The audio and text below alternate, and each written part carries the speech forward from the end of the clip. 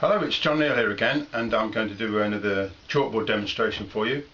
I won't relentlessly mention my DVD, but I'll maybe slip a little reminder in now and again.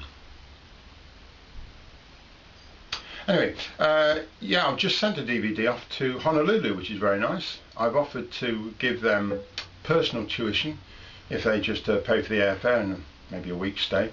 However, Jimmy in Liverpool has asked if I can show or give some suggestions about how to do a wine glass. And yeah, okay, here we go. This is as good as I can do it anyway. Again, you've got to do it quite loose but in control. So I know where I'm going to go. It's going to go across there. It's just a straight script and like this.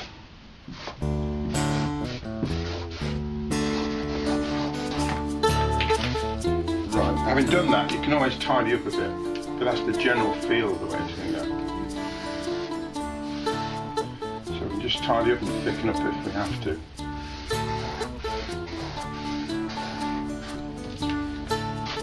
Now that R and that R are a little bit different, so just check what you've decided to do and maybe get some consistency about it. Try out like cocktails. I'll stay with the same pen because I want to get on with the glass really. So let's do it nice and I'll use the corner, and you'll see there's a slight difference. This is the thinnest line you can get with this, a big pen. Right, so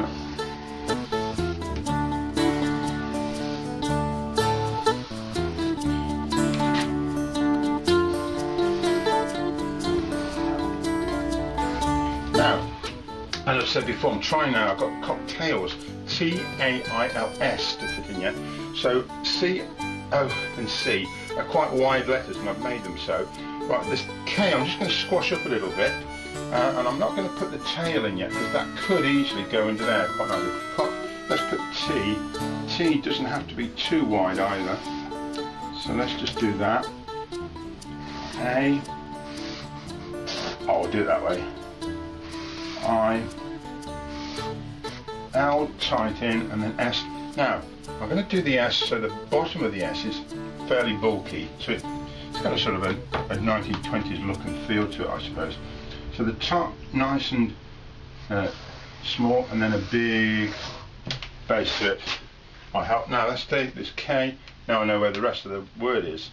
Go there, get through to there. Tonight.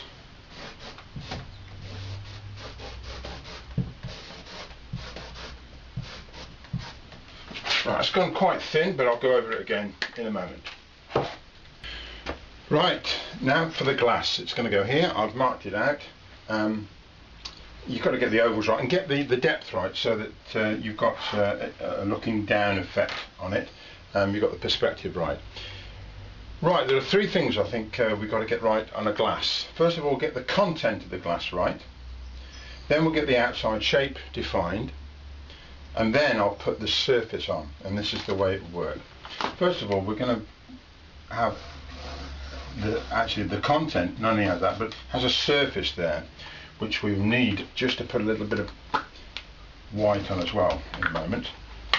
But let's just put the inside here. Now these pens, you can just throw some ink in. There's a red and a bit of purple maybe, and then just with your thumb, just push it all around a bit. And take it up to where the top of the edge of the glass will go. Now if we've lost some of that, we can always... I was in a restaurant once just staring at a glass, looking at all the colours and the light coming off it. So we'll do that. Let's just put that. This surface here is important to get that back on. Just rub let the white pick up some of the... Yeah. Okay, I think that'll do. Just,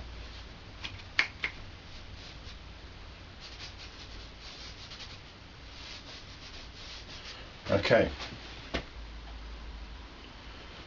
Right.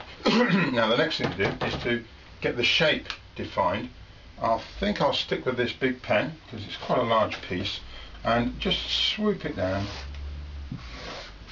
and get this top edge in and just touch to get that surface in, let's get this and get this, that ellipse there is at that angle, so this one which you're looking more down on ought to be a deeper one.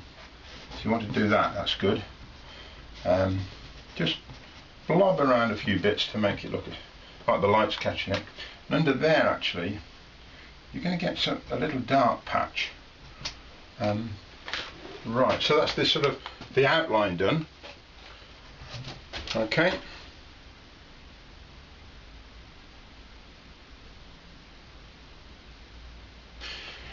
Right, finally I want to try and get the surface of the glass, because it is difficult to get to draw glass with these pens and paint them. So I'm just going to get the pen, put it on this surface which is going roughly in that direction. If it was a rounded glass it would be a mark going that way, but this one is slightly concave.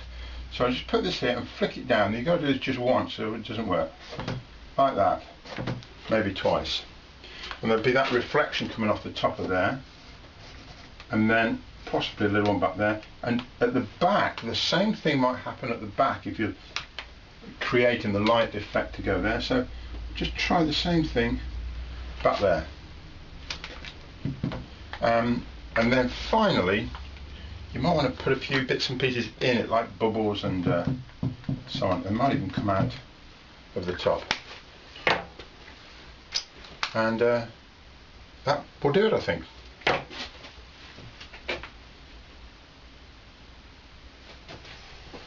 No, there's one more piece I'm going to put in, and this always does help, because if you put something into the glass then you will often get a distortion. So let's do that. Let's do a straw or a stirrer going in. So I'll put the line into here, about there I think. It'll go to there, that'll be straight.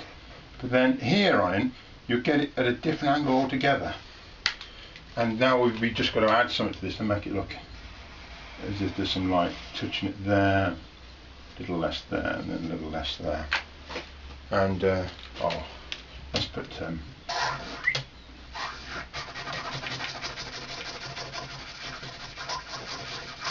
might be a Valentine's Day piece. Okay. Right, to save time I've just added a few things. There's a bit more black put in here just to tighten up and tidy these things up. You can use the black of course to just get rid of and sharpen up edges. Here, down here, that edge there can be brought nice and clean, just a strip across with the black. You can go over with the pink of course, but whichever way, it doesn't matter. Picked out some of those there, a bit of black there to make those stand forward. Put 3 dots there, 3 there. Should be 3, not 4 by the way, apparently. And I've put a red shadow around there. I think the whole thing is not too busy, and a bit more decoration around that has helped. And I've put red, I've put a bit of extra highlight of pink, and now I'm just going to put a final bit of white there to finish it off. Like that. And there, I think that'll do it.